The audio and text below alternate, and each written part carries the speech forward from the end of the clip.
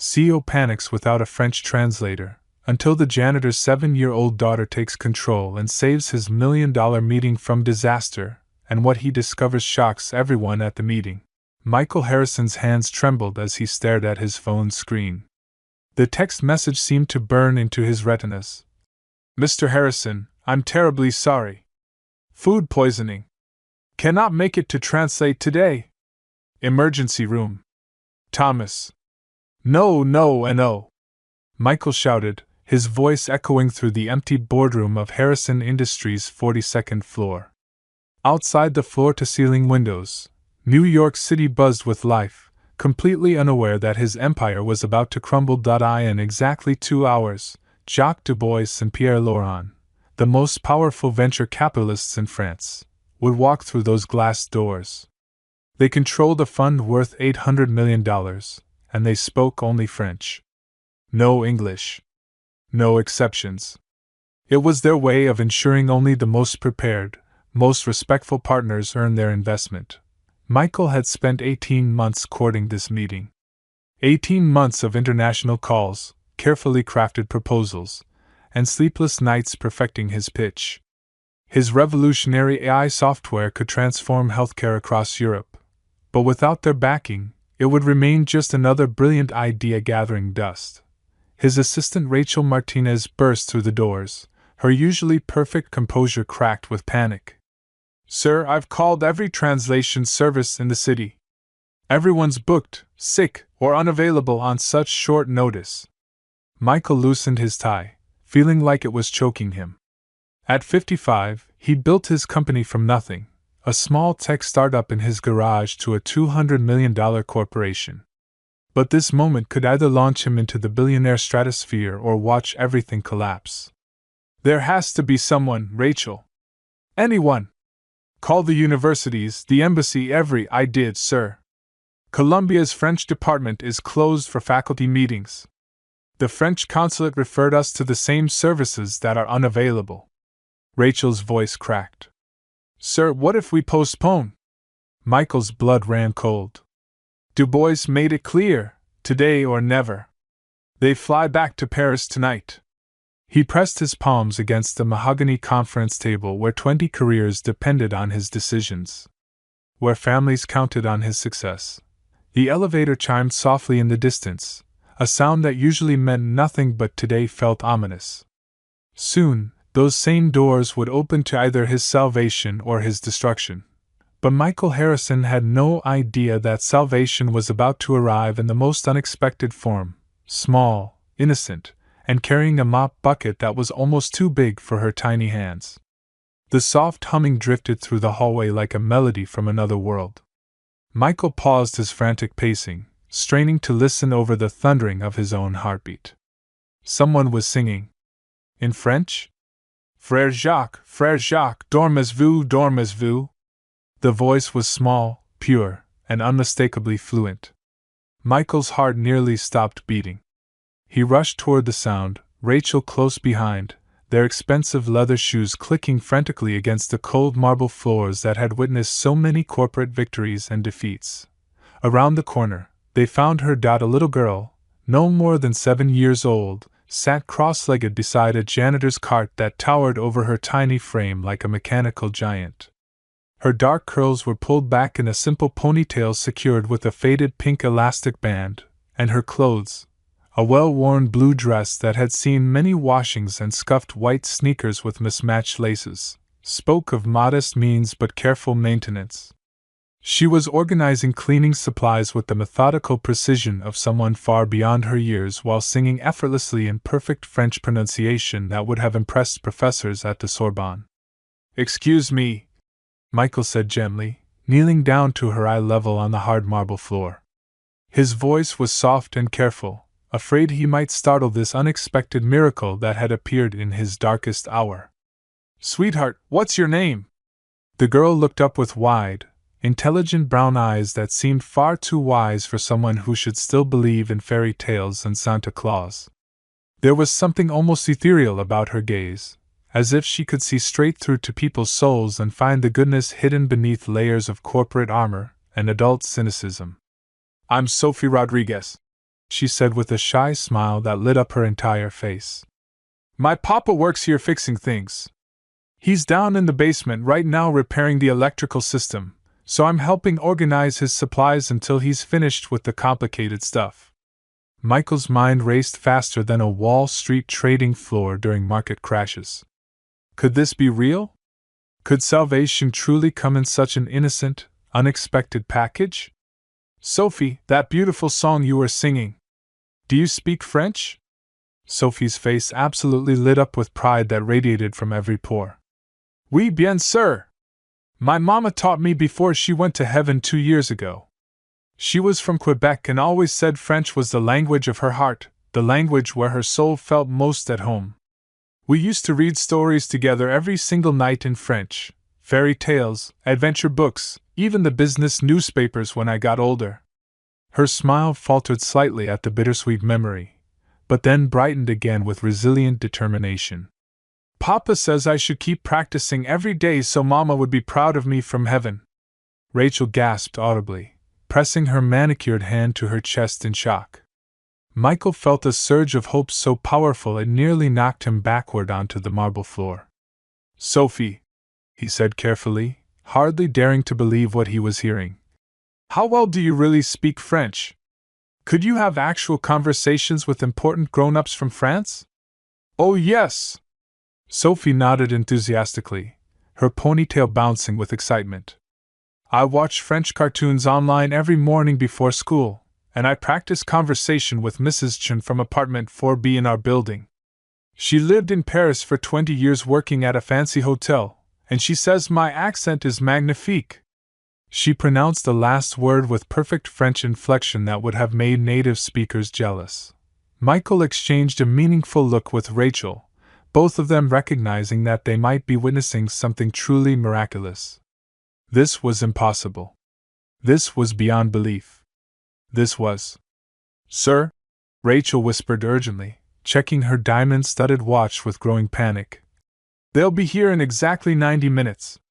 Sophie tilted her head curiously, studying Michael's worried expression with the intuitive understanding that children possess.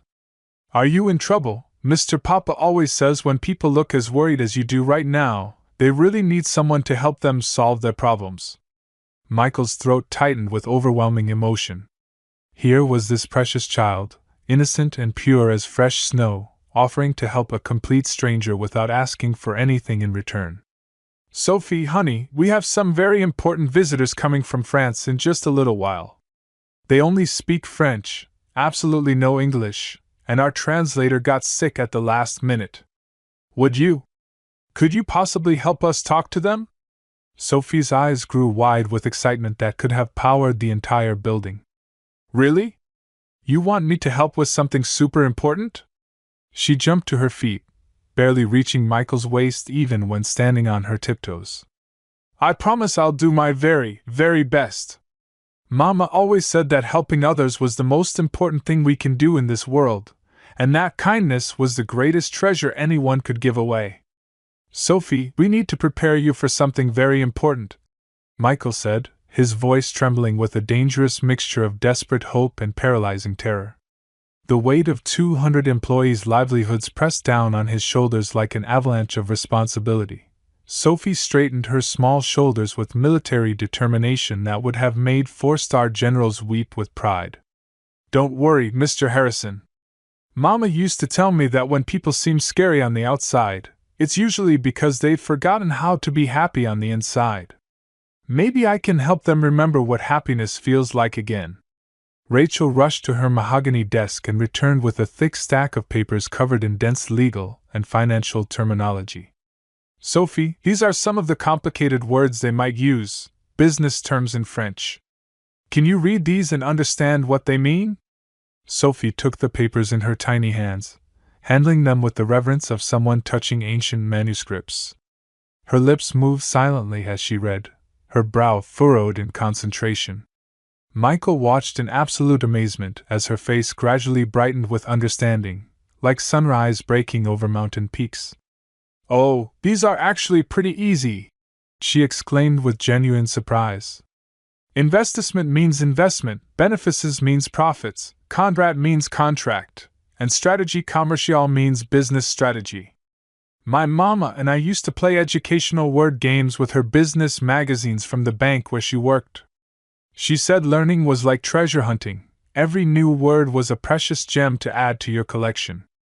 Michael's eyebrows shot up in shock. Your mother worked at a bank? She was super smart about money and business stuff.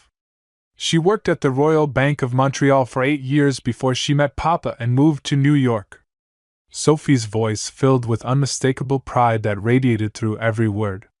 She used to tell me fascinating stories about helping young families buy their very first houses and about helping dreamers start their own companies from nothing. She always said that understanding money was important for survival, but understanding people's dreams and hopes was infinitely more important for living. Rachel knelt beside Sophie, gently smoothing down her simple dress and readying her ponytail with motherly care. Honey, these are very powerful men who control enormous amounts of money. They might ask you really difficult questions. They might test your French skills to see if you're truly as good as you seem to be. Sophie nodded with serious understanding that belonged on someone 3 times her age.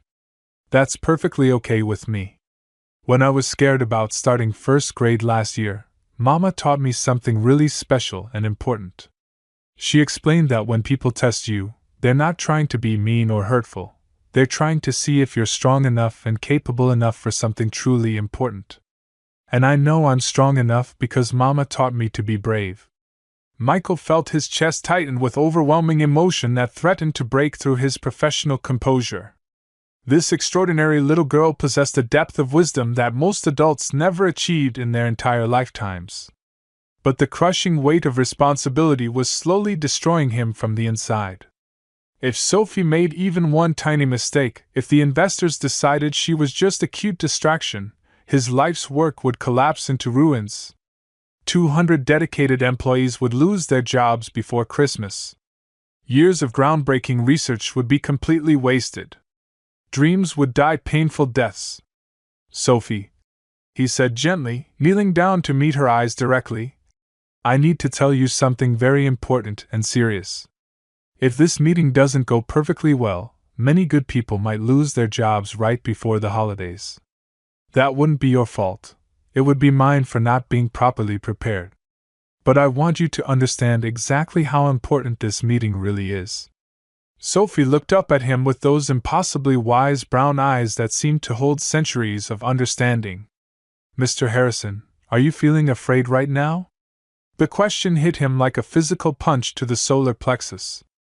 In 40 years of cutthroat business dealings, no one had ever asked him that question so directly and honestly. Yes, sweetheart. I'm absolutely terrified.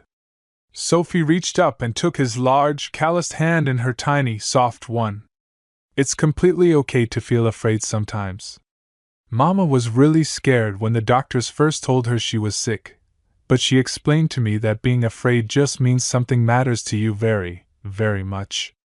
That's not bad or wrong, that's actually love showing itself. The elevator chimed with the finality of a church bell announcing Judgment Day.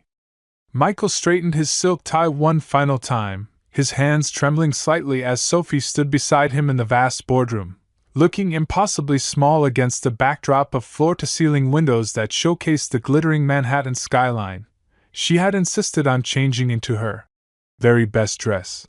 A simple yellow sundress with tiny white flowers that her father had carefully pressed that morning, along with her polished black church shoes that clicked softly against the marble floor. When she walked, her dark hair was now neatly braided with a small yellow ribbon that matched her dress perfectly. Remember, Sophie, Michael whispered, his voice tight with nervous energy that could have powered electrical grids. Just translate exactly what they say to me, and exactly what I say to them. Can you do that for me? Sophie nodded solemnly, her small hands clasped gracefully in front of her like a diplomat preparing for peace negotiations. Don't worry at all, Mr. Harrison. I absolutely won't let you down. Mama always said that when someone trusts you with something important, you protect that trust like it's made of the most precious diamonds in the whole world. The elevator doors opened with a soft mechanical whisper, and Michael's entire world shifted on its axis forever. Jacques Dubois entered first, a tall, impeccably dressed man in his early 60s with distinguished silver hair and the commanding bearing of European royalty. His navy Armani suit probably cost more than most families spent on groceries in 6 months, and his steel-gray eyes held the cold calculation of someone who had destroyed entire companies with nothing more than a dismissive wave of his manicured hand. Behind him, Pierre Laurent moved with the fluid, predatory grace of a shark sensing blood in dark waters. Younger than Jacques by perhaps a decade, but his reputation was even more fearsome throughout international business circles. Financial magazines called him the Executioner, because of his legendary ability to dissect failed business pitches with surgical precision, leaving entrepreneurs bleeding and broken on conference room floors. Their penetrating eyes immediately fell on Sophie, and Michael watched in horror as their expressions shifted from mild confusion to what appeared to be barely contained outrage and professional indignation. "Monsieur Harrison," Jacques said in heavily accented English, his tone cold enough to freeze the Hudson River solid. "Tu sais que c'est exactement? What is this child doing here in our business meeting? We came here to discuss $800 million in serious investment opportunities, not to play silly games with children." Michael felt his carefully constructed empire beginning to crumble before a single word had been properly translated. His mouth opened to offer desperate explanations, but then something miraculous happened. Sophie stepped forward with quiet dignity that would have made European royalty bow in respectful acknowledgement, her chin raised with the confidence of someone addressing the United Nations General Assembly. "Bonjour, Monsieur Dubois." "Bonjour, Monsieur Laurent," she said in absolutely flawless French, her voice clear as crystal church bells ringing across peaceful countryside. "Je suis Sophie Rodriguez, et je serai votre interprète professionnel aujourd'hui. J'espère sincèrement que votre vol depuis Paris s'est bien passé et que vous avez trouvé votre hôtel confortable. C'est un honneur de faire votre connaissance." The transformation in the room was instantaneous and utterly magical. Both powerful men's eyebrows shot upward in complete shock, their mouths falling slightly open in undisguised amazement.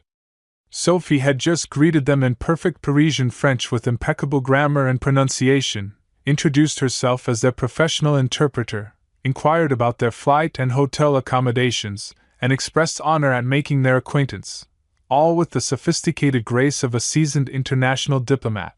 Pierre leaned toward Jacques and whispered rapidly in French, completely unaware that their every word was being understood. "Mon Dieu, did you hear that accent? It's absolutely flawless. Better than most professional translators we've worked with in 20 years of international business. Where could this extraordinary child have possibly learned to speak like this?" Sophie turned to Michael with a gentle, reassuring smile that could have melted icebergs. "Mr. Harrison, Mr. Laurent just expressed amazement at my French accent and asked where I learned to speak so well. He seems very pleasantly surprised by my language abilities. Messieurs, please make yourselves completely comfortable," Michael said, gesturing toward the polished mahogany conference table that had witnessed both spectacular triumphs and devastating defeats over the decades of high-stakes business negotiations. As the distinguished visitors settled into the luxurious leather chairs that cost more than most people's monthly salaries, Sophie climbed gracefully onto a seat that absolutely dwarfed her tiny frame, her small legs dangling freely in the air. She looked like a precious child playing elaborate dress-up games in an adult world of power and money, yet there was something genuinely regal about her natural composure, an innate grace that commanded immediate respect despite her diminutive size. "Monsieur Harrison," Jacques began in rapid, sophisticated French, his tone now considerably warmer and more respectful than before. "We must honestly admit that we have never in our entire careers conducted serious business negotiations with such a remarkably young interpreter. Please tell us, how did you discover this absolutely extraordinary child?" Sophie translated with smooth, professional confidence that would have impressed United Nations interpreters.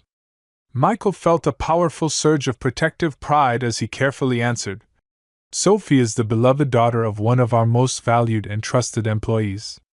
When our professional translator became severely ill at the very last moment, she courageously volunteered to help us. I've learned through years of experience that true talent and wisdom often appear in the most unexpected places, and genuine insight frequently comes from the most innocent and pure hearts. As Sophie relayed his heartfelt words in elegant French, Michael watched both intimidating men nod with obvious approval. He could literally see something fundamental shifting in their entire demeanor, a softening of their harsh business masks that he had never witnessed in years of dealing with ruthless European investors. Michael activated the massive presentation screen with technology that represented years of tireless research and development. Gentlemen, I would like to show you exactly why our revolutionary AI healthcare platform will completely transform medical care across Europe and potentially save thousands of precious lives. For the next intensive hour, something truly magical and unprecedented unfolded in that corporate boardroom.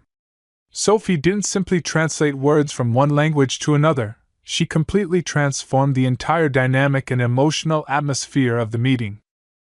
When Michael explained incredibly complex technical concepts about machine learning algorithms and data processing capabilities, she somehow found ways to make them crystal clear and accessible in French.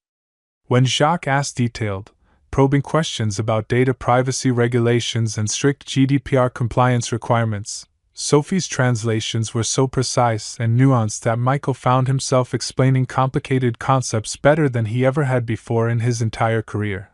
But her contribution went far beyond mere linguistic skills and technical accuracy.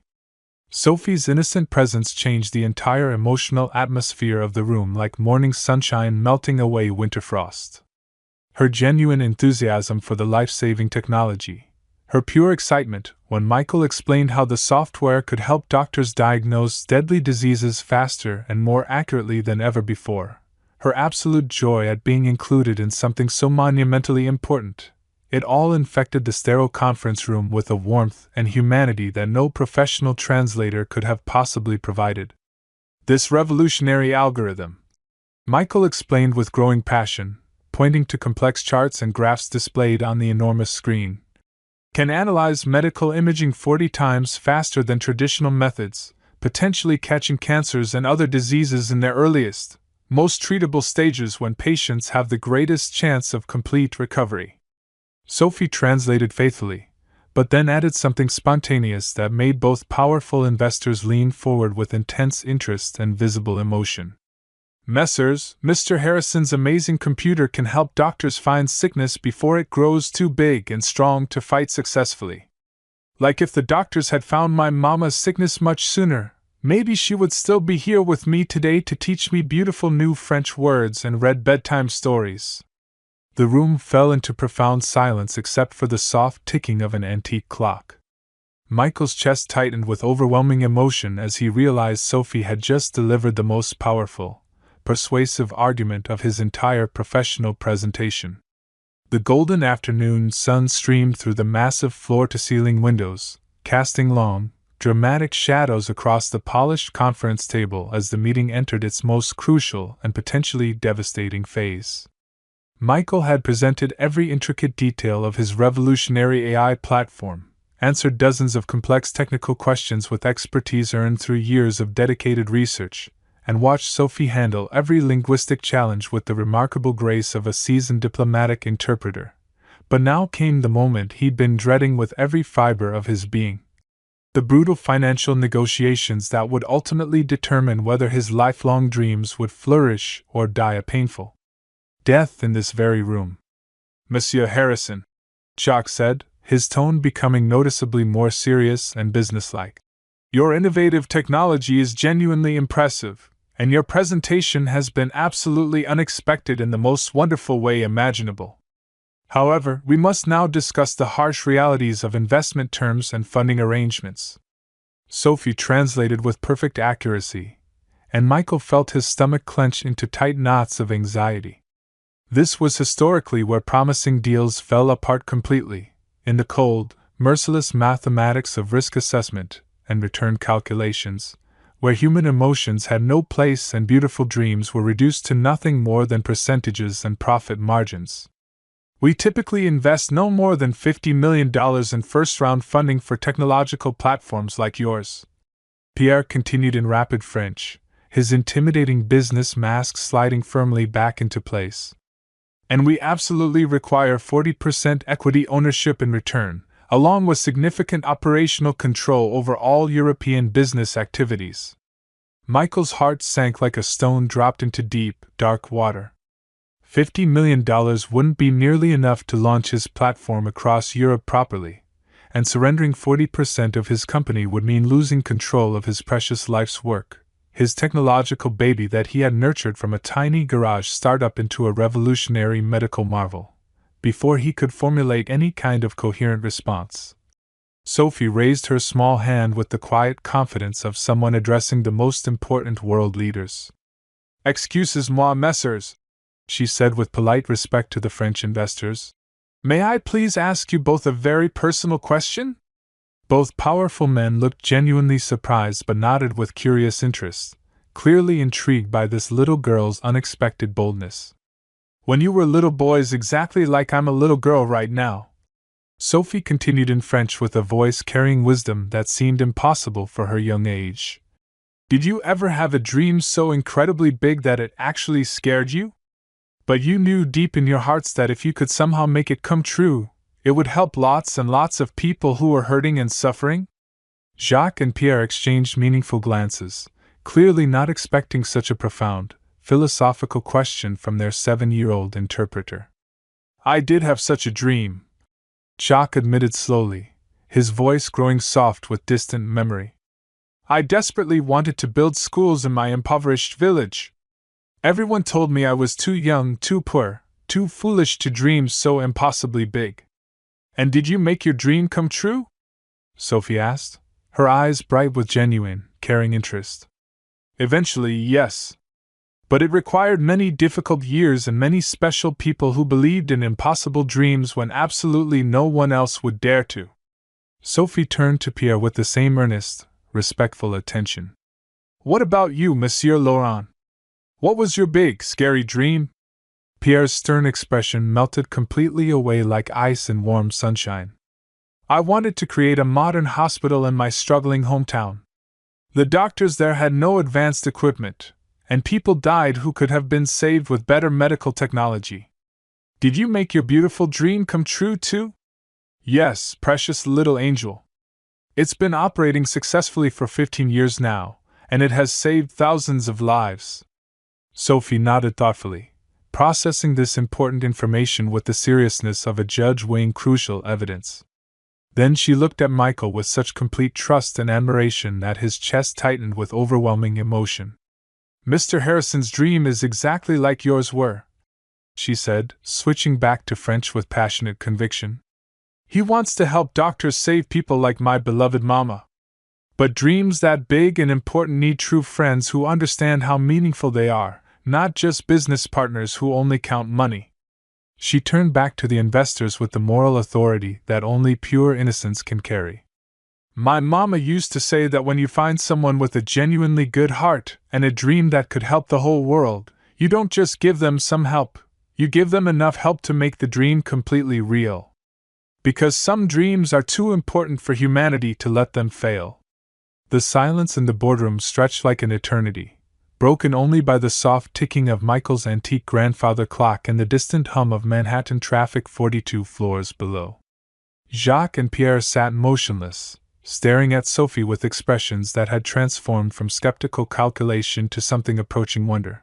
Finally, Jacques cleared his throat, his voice thick with unexpected emotion. "Mademoiselle Sophie, in 30 years of international business dealings, no one has ever made us remember why we first started investing in people's dreams instead of just pursuing profit margins." Pierre nodded slowly, his eyes suspiciously bright with unshed tears. "We began our careers because we wanted to change the world and help brilliant innovators bring their visions to life, not simply to accumulate more wealth. Somewhere along the difficult journey, we forgot that noble purpose." Sophie translated faithfully, though Michael could see she didn't fully grasp the magnitude of what was unfolding before them all. Monsieur Harrison, Jacques continued in French, rising from his chair with ceremonial dignity. After careful consideration and this child's remarkable wisdom, we have reached our final decision. We will invest $200 million in your revolutionary company. Michael's legs nearly gave out completely. $200 million. It was 4 times what he had dared to hope for in his wildest, most optimistic dreams. But Jacques wasn't finished with his stunning announcement. However, we want only 20% equity, not the 40% we typically demand. This precious little angel has reminded us that some dreams are far too important to own, they must be shared with the world. Sophie's eyes grew wide as saucers as she translated the incredible news.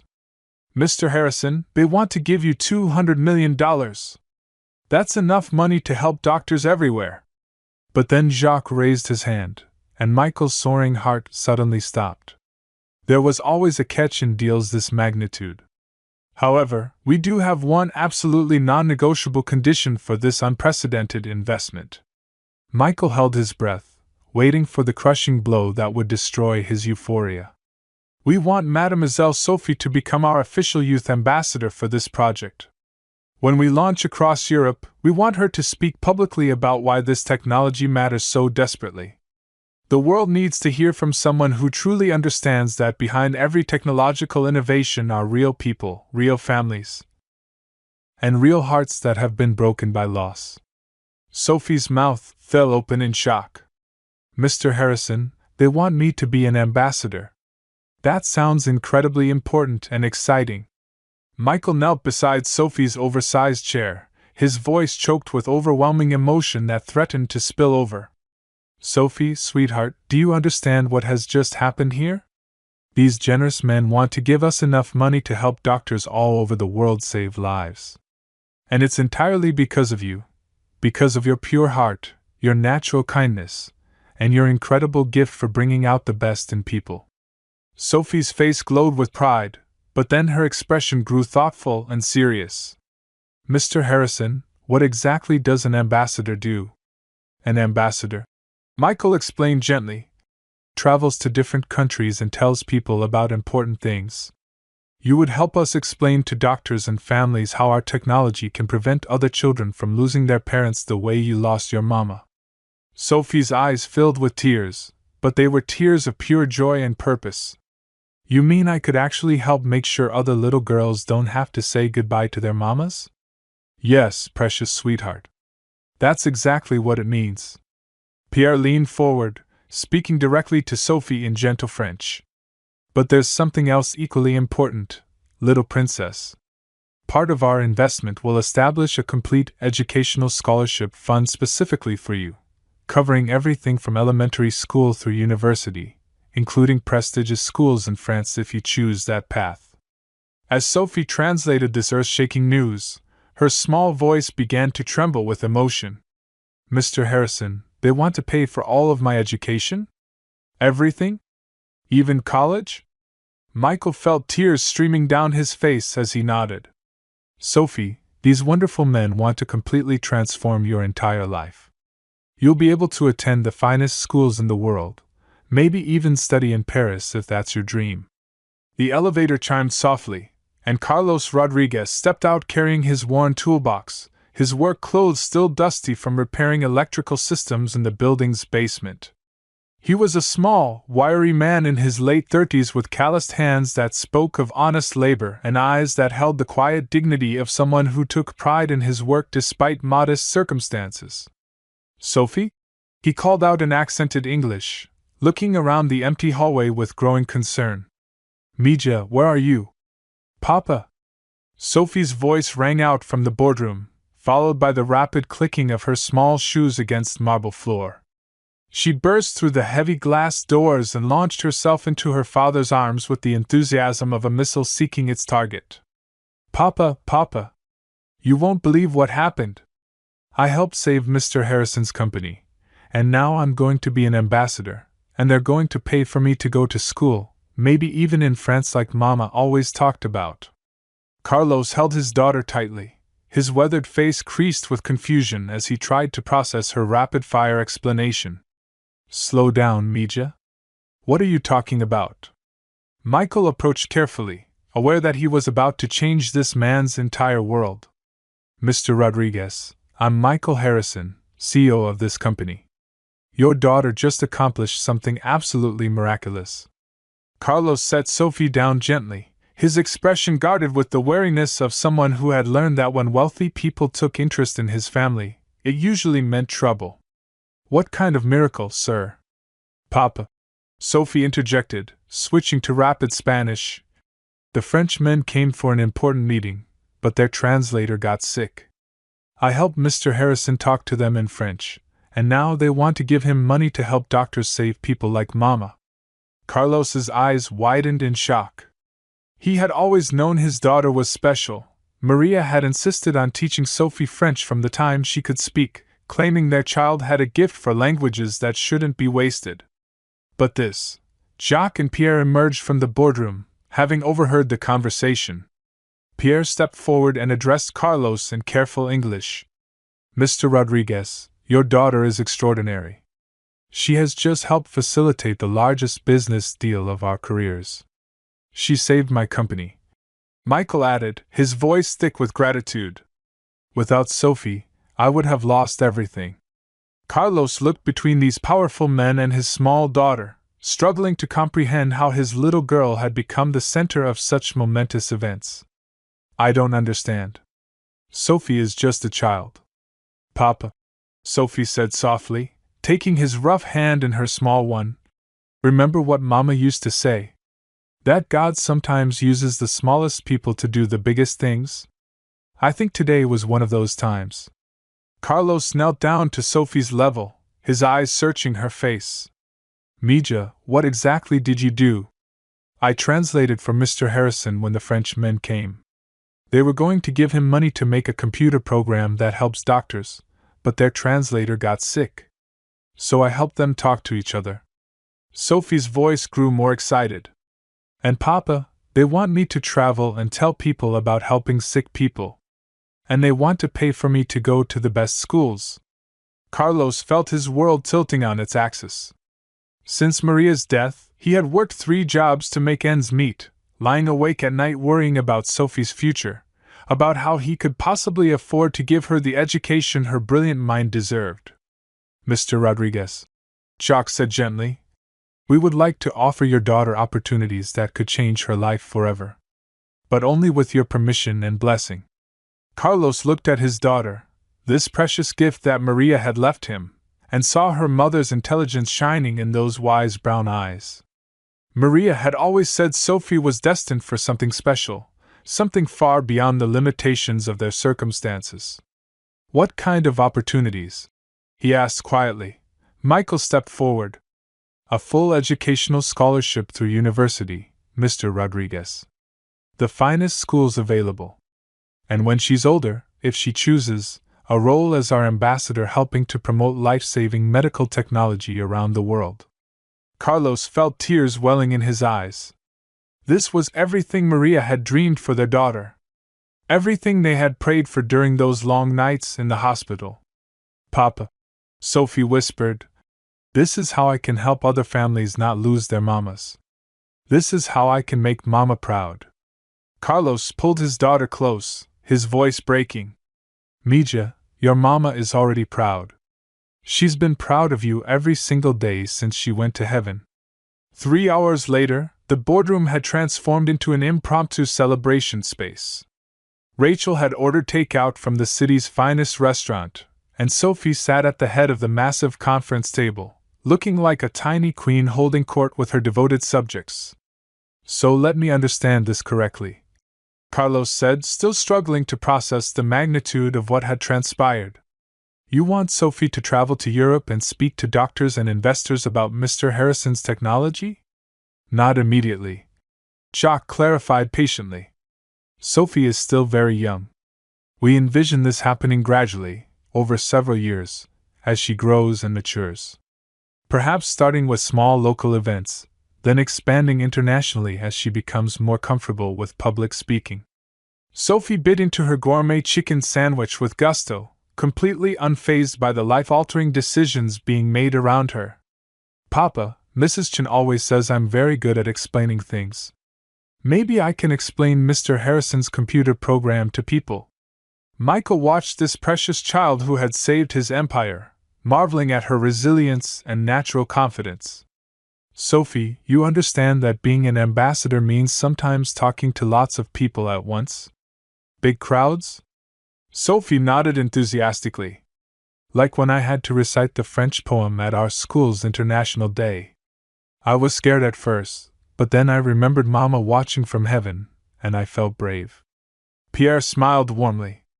We would provide the finest public speaking coaches and ensure Sophie receives proper training before any major appearances. But Carlos still looked worried, his paternal instincts warring with the incredible opportunities being offered. Senor Harrison, I'm just a maintenance worker. I don't know anything about business or high society. How can I guide Sophie through this world? You won't be alone, Michael assured him. We'll provide support, guidance, and resources. And Carlos, never underestimate the value of the foundation you and Maria gave Sophie. Her character, her kindness, her wisdom, that didn't come from money or education. That came from love. Sophie reached across the table and patted her father's calloused hand. Papa, remember what Mama used to read to me from the Bible? About how God chooses ordinary people to do extraordinary things? Maybe this is our extraordinary thing. Carlos felt his heart breaking open with pride and fear in equal measure. His little girl was ready to take on the world, but was the world ready for her pure heart? There's something else we need to discuss, Jacques said gently. The media attention this story will generate will be significant. A 7-year-old girl saving a multi-million-dollar deal? The press will be fascinated. Michael's expression grew serious. We'll need to be very careful about protecting Sophie's privacy and ensuring her safety. I can handle reporters, Sophie declared confidently. I'll just tell them the truth, that helping people is the most important thing, and sometimes big miracles come in small packages.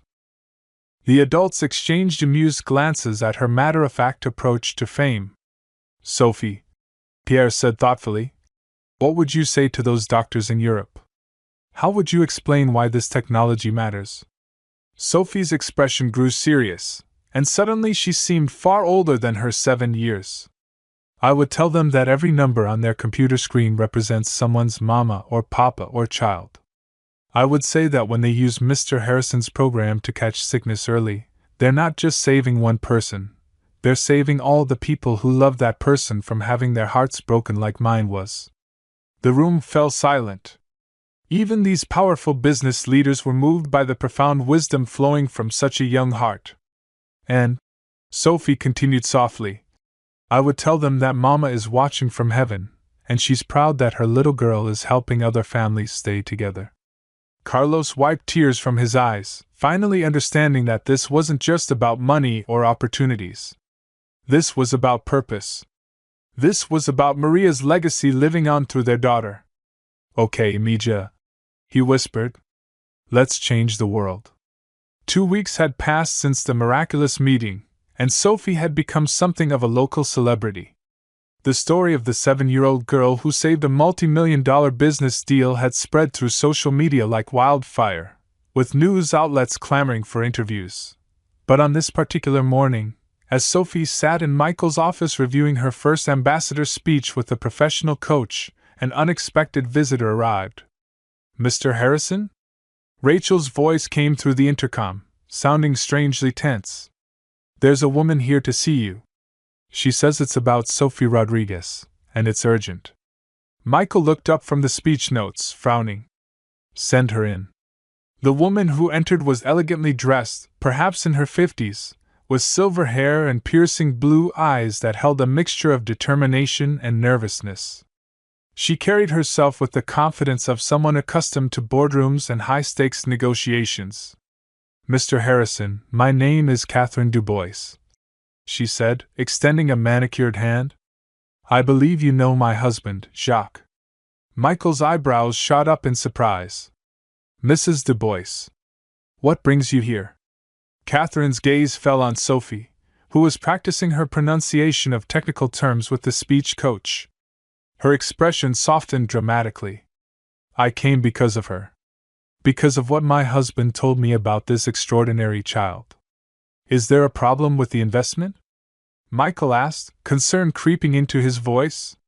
Quite the opposite, Catherine said, settling into a chair. But there's something I need to tell you, something that changes everything we thought we knew about Sophie Rodriguez. Sophie looked up from her notes, sensing the gravity in the adult conversation. Hello, Mrs. Du Bois. Are you here to help me practice my French? Catherine's eyes filled with tears as she heard Sophie's flawless accent. Sophie, darling, how much do you know about your mother's family in Quebec? Sophie tilted her head thoughtfully. Not very much. Mama said her family was from Montreal, but they weren't close. She came to New York when she was young and never really talked about them. Catherine reached into her purse and pulled out an old photograph. Sophie, I want you to look at this picture very carefully. The photograph showed a young woman who looked remarkably like Sophie's mother, standing beside a distinguished older man in front of what appeared to be a grand estate. That's my sister, Marie Du Bois, Catherine said softly. She disappeared from our family 20 years ago after an argument with our father about marrying someone he considered beneath our social status. Sophie stared at the photograph, her small hands trembling. That looks like my mama. But her name was Maria Rodriguez, not Marie Du Bois. People sometimes change their names when they want to start new lives. Catherine explained gently. Sophie, I believe your mother was my niece. Which means you're my grandniece. The room fell silent except for the ticking of the clock. Michael felt as if the universe had just shifted on its axis once again. But that would mean... Michael started. That Sophie is a Du Bois. Catherine finished. One of the wealthiest families in France. My father, Sophie's great-grandfather, passed away last year and left a substantial inheritance that we've been unable to claim because we couldn't locate Marie or her descendants. Sophie looked between the adults, trying to process this earth-shattering revelation. Does this mean I'm rich? Catherine smiled through her tears. Sophie, darling, it means you're the heir to a $50 million estate in France.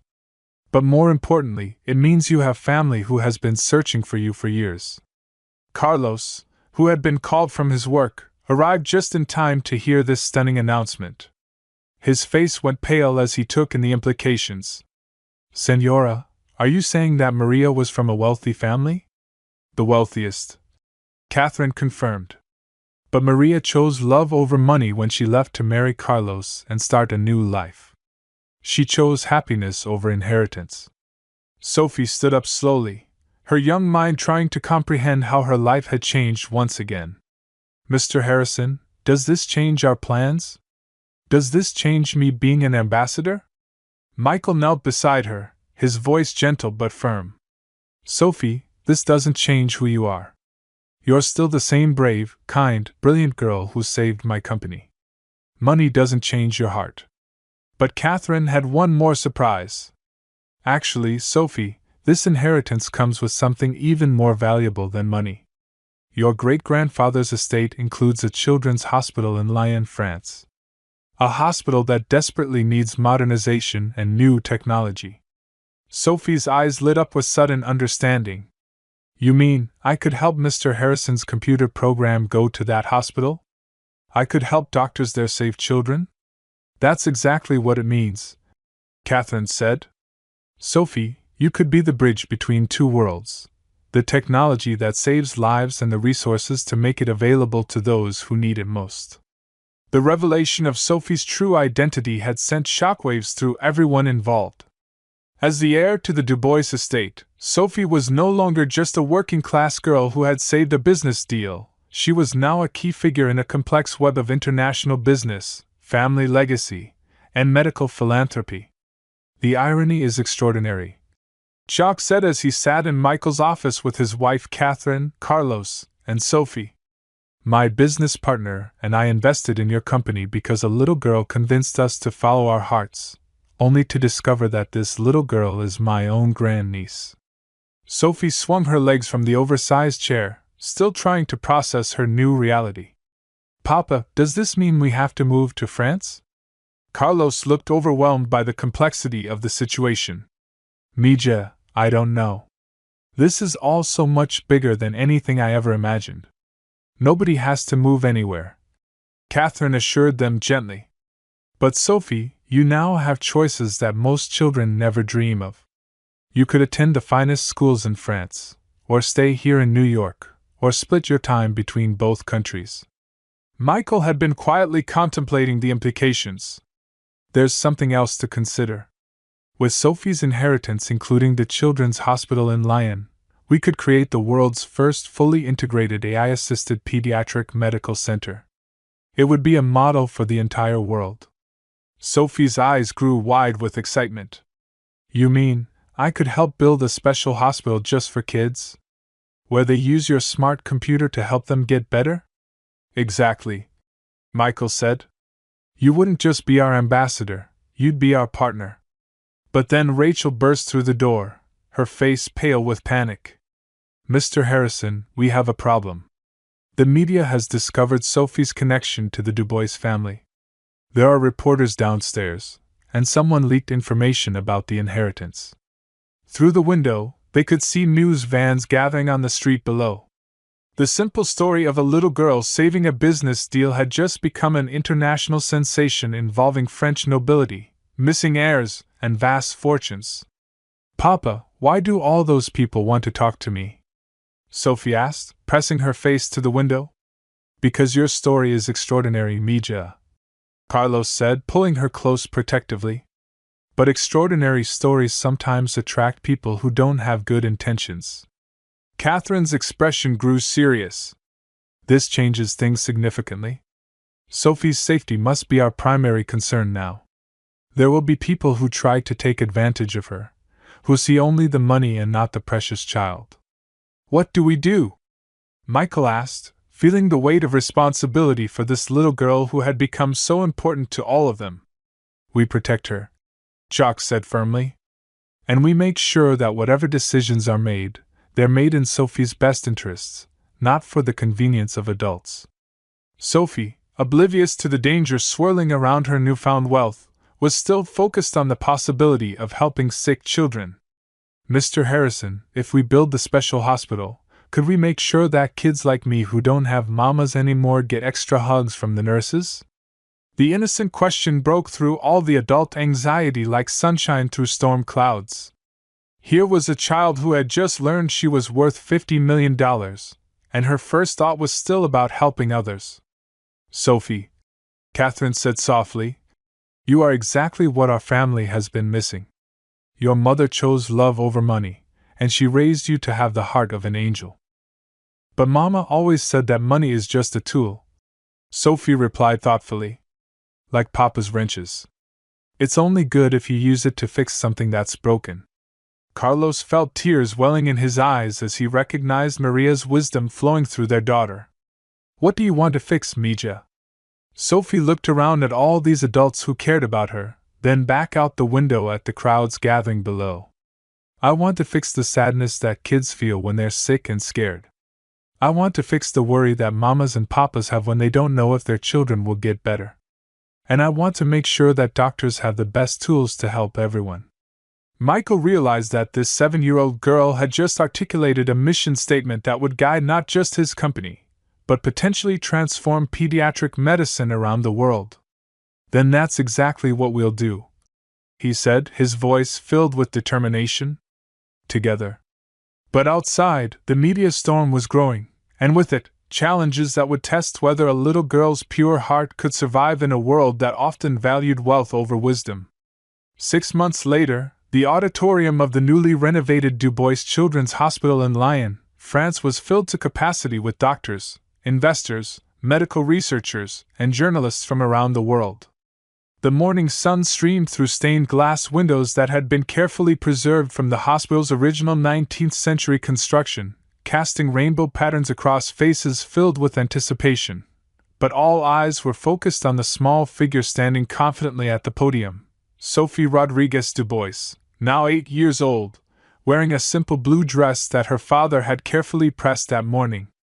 Her dark hair was braided with the same yellow ribbon she had worn during that life-changing meeting in Michael's boardroom, and around her neck hung a delicate gold locket containing her mother's photograph. "Bonjour, mesdames et messieurs," Sophie began, her voice clear and strong as it echoed through the sophisticated sound system. "My name is Sophie, and I want to tell you a story about miracles." In the front row, Carlos sat with tears already streaming down his weathered face, his calloused hands clasped tightly in his lap. Beside him, Michael Harrison fidgeted nervously with his tie, still amazed that this extraordinary child had not only saved his company but had become his closest partner in revolutionizing pediatric medicine. Catherine and Jacques Du Bois sat nearby, their faces glowing with pride for this remarkable grandniece who had brought their fractured family back together while teaching them the true meaning of wealth. 6 months ago, Sophie continued, switching effortlessly between French and English so that everyone could understand her message. "I was just a little girl whose mama had gone to heaven, and whose papa worked very hard to take care of me. I thought miracles only happened in fairy tales and Bible stories."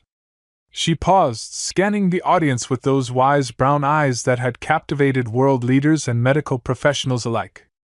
"But then I learned that miracles happen every day, when people choose to use their gifts to help others instead of just helping themselves." Sophie gestured toward the massive screen behind her, which displayed real-time data from the hospital's revolutionary AI system that had been operational for 3 months. This computer program that Mr. Harrison created doesn't just analyze medical information.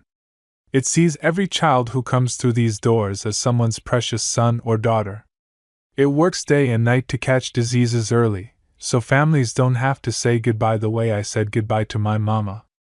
A collective murmur of emotion rippled through the audience as the screen showed statistics that were beyond remarkable: a 47% increase in early disease detection, a 33% reduction in treatment time, and most importantly, dozens of young lives already saved. "But the real miracle," Sophie said, her voice growing stronger with conviction, "isn't the technology. The real miracle is what happens when people remember that love is more powerful than money, that kindness is more valuable than profit, and that sometimes the biggest changes come from the smallest hands." She held up her tiny hands, and laughter mixed with tears throughout the auditorium. "When I first met the French gentlemen who became my granduncle Jacques and Monsieur Laurent, they were thinking like businessmen. But when they started thinking like people who remembered their own dreams, everything changed. They didn't just invest money, they invested their hearts." Jacques wiped his eyes discreetly, remembering how this child had stripped away decades of cynical business calculation with nothing but pure honesty. "Today, this hospital represents something bigger than advanced technology or large investments," Sophie continued, her voice taking on the authority of someone far beyond her years. "It represents what happens when we stop asking how much can I get, and start asking how much can I give." The audience was completely silent now, hanging on every word from this remarkable child who spoke with the wisdom of ages.